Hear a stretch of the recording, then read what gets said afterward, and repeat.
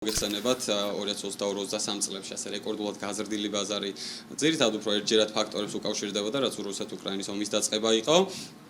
რამაც გაზარდა როგორც ფუნდამენტური მოთხოვნა საჭიროებაზე დაფუძნებული, რადგან დიდი ეკონომიკური ზრდა ჰქონდა და ქვეყანაში დოვლათი შეიქმნა, ასევე მეორე მხრივ მიგრანტებმა საიჯარო ბაზარი უფრო მიმზიდველი გახადეს და საბოლოო ჯამში საინვესტიციო მოთხოვნაც გაზარდეს.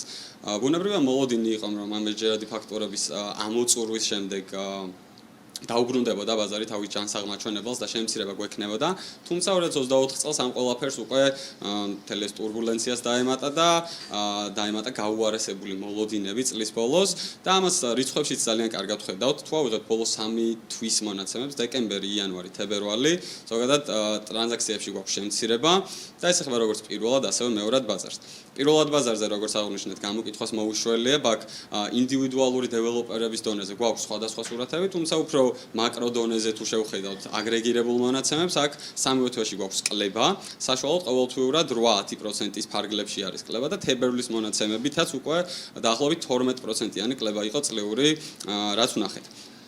რაც შეეხება მეორად ბაზარს, აქ უფრო ნაკლები გამოწვევა აქვს თვითონ საჯარო რეესტრის მონაცემებსაც და აქაც 5-დან 10%-მდე ყოველთვიურად შემცირება გვაქვს.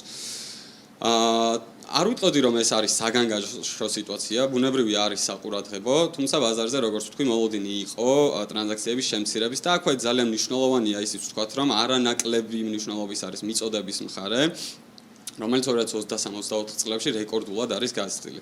2023 წელს 1,900,000 კვადრატულ მეტრზე მეტი საცხოვრებელი ფართობი ნებართვა გაიცა. და 2024 წელს დაახლოებით 7%-იანი შენელება იყო, თუმცა მაინც წინა წლებს თუ შევადარებთ, მაღალ ნიშნულზე ნარჩუნდება. შესაბამისად, საგანგაშო სიტუაციას დაუზახებდი, თუ ნებართვების გაცემა ასეთი სწრაფი ტემპით გაგრძელდა და ამავდროულად მოთხოვნის მხარეს ეს შენელებაც განგრძობითი პროცესი იყო, რაც საბოლოო ჯამში ბუნებრივია შეიძლება ფასებშიც აისახოს, თუ ეს ბალანსი დაირღვა.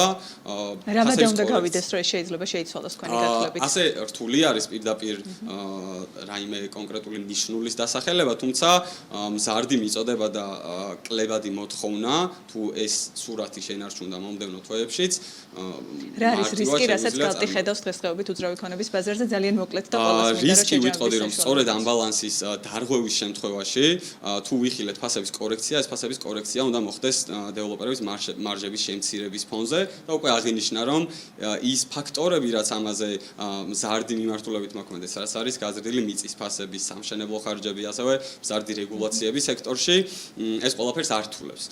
თუმცა იმასაც ვიტყოდი, რომ შემცირებული ფასები ბაზრის არც ერთი მოთამაშისთვის ალბათ არ უნდა იყოს სახარბიელო, როგორც დეველოპერებისთვის, ასევე ინვესტორებისთვის და ბიზნეს მფლობელებისთვის.